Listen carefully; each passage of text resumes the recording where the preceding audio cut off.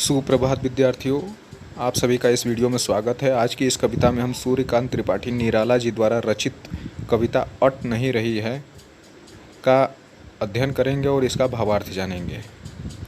इस कविता में निराला जी ने फागुन मास, जो कि हिंदी वर्ष का एक महीना है, एक माह है, एक मास है, अगर अंग्रेजी कैलेंडर के अनुसार देखें तो यह फरवरी और मार्च महीने के बीच में आता है फागुन मास।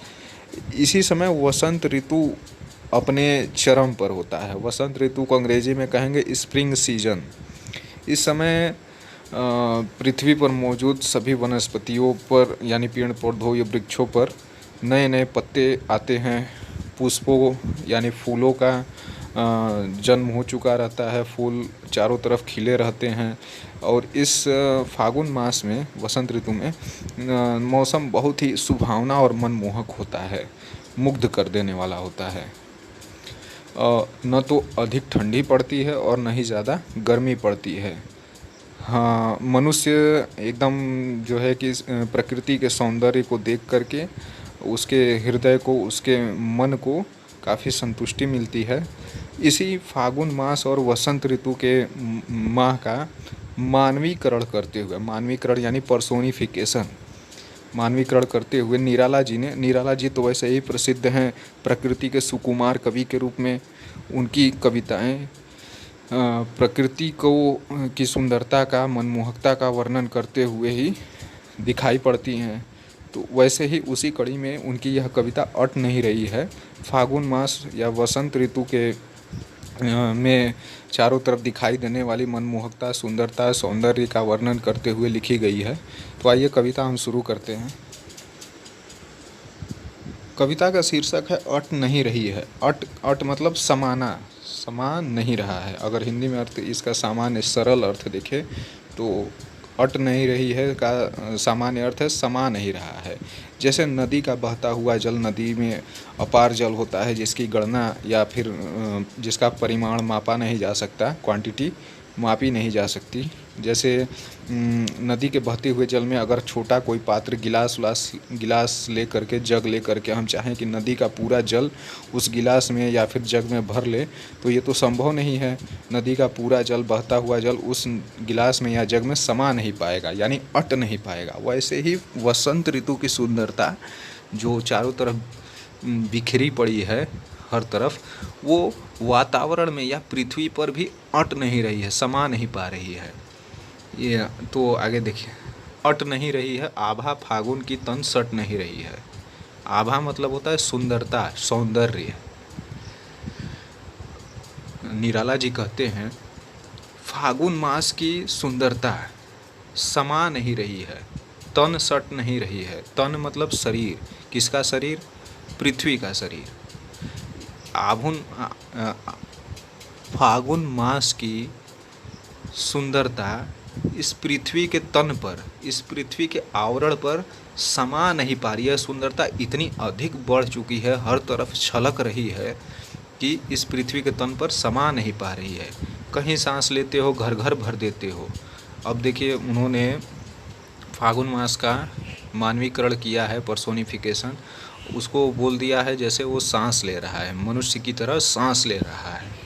कहीं सांस लेते हो घर घर भर देते हो, यानी फागुन का महीने में जब चारों तरफ हरियाली रहती है, नए नए पत्ते, पेड़ फूलों से लदे पड़े होते हैं, तो मंद मंद जो धीमी हवाएं चलती है वो फूलों के कारण सुगंधित होती है। तो यह सुगंधित हवाएं जब चलती है तो कवि ने, निराला जी ने यह कल्पना करते हुए लिखा है, मानवीकरण करते हुए लिखा है कि जब फागुन मास में हवाएं, सुगंधित हवाएं चलती हैं तो ऐसा लगता है जैसे फागुन मास सांस ले रहा है और उसके इस सांस लेने से घर घर में सुगंधित पवन, सुगंधित हवा भर जाती है। उड़ने को नभ में तुम पर कर देते हो। नभ मतलब होता है आकाश, पर मतलब होता है पंख। अब ये सुगंधित पवन जो घर घर में भर चुके हैं, चारों तरफ वातावरण में विद्यमान हो चुके हैं, उसको महसूस करते हुए, उसका अनुभव करते हुए ऐसा कल्पना हो रहा है, ऐसी इच्छा हो रही है कि अब नभ में उड़ने के लिए पर निकल आए हैं, आकाश में उड़ने के लिए पर निकल आए हैं, इस सुंदरता, इस मनमोहकता को देख करके। आँख हटाता हूँ तो हट नहीं रही है। यह फागुन मास या वसंत ऋतु की सुंदरता इतनी मनमोहक है, इतनी मुग्ध कर देने वाली, इतनी आकर्षित कर देने वाली है कि चाहते हुए भी मैं अपने आँख इस सुंदरता को देखने से हटा नहीं पा रहा हूँ। मेरी आंखें ललचाते हुए इस सुंदरता को ज़बरदस्ती देखने के लिए आकर्षित हुई जा रही हैं, जैसे खींची चली जा रही हैं मेरी आंखें इस सुंदरता को देखने के लिए। मैं चाहते हुए भी अपनी आंखों को इस सुंदरता को देखने से रोक नहीं पा रहा हूँ। पत्तों से लदी डाल, कहीं हरी कहीं लाल। जो नए नए वृक्षों पे जो नए नए पत्तियाँ निकली हैं, फूल निकले हैं, तो वो पत्तियाँ एकदम ताज़ा ताज़ा हरी हरी रंग की हैं। हर तरफ हरे हरे पत्तों से शाखाएं भर चुकी हैं और जो जिन वृक्षों पर पुष्प हैं, फूल हैं, वो इतने लाल और चटक हो गए हैं कि वो एकदम लाल कहीं दिख रहे हैं, कहीं पत्तियों से एकदम हरे हरे वृक्ष पूरे हरे भरे दिख रहे हैं। कहीं पड़ी है उर में, उर मतलब होता है हृदय, कहीं पड़ी है उर में मंद गंध पुष्पमाल। पुष्प मतलब होता है फूल, माल मतलब फूलों की माला। पुष्पमाल मतलब फूलों की माला। मंद, मंद मतलब होता है धीमा, हल्का। गंध मतलब सुगंध।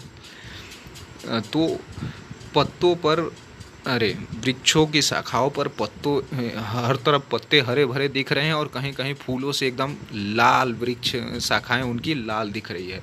उन्हें देख करके ऐसा लगता है कि वृक्षों के हृदय पर धीमी या मंद गंध वाले, मंद सुगंध वाले पुष्पों की माला पड़ी हुई है वृक्षों पर, या फिर यह कह ले कि पृथ्वी पर, पृथ्वी के हृदय पर धीमी सुगंध वाले पुष्पों की माला पड़ी हुई है।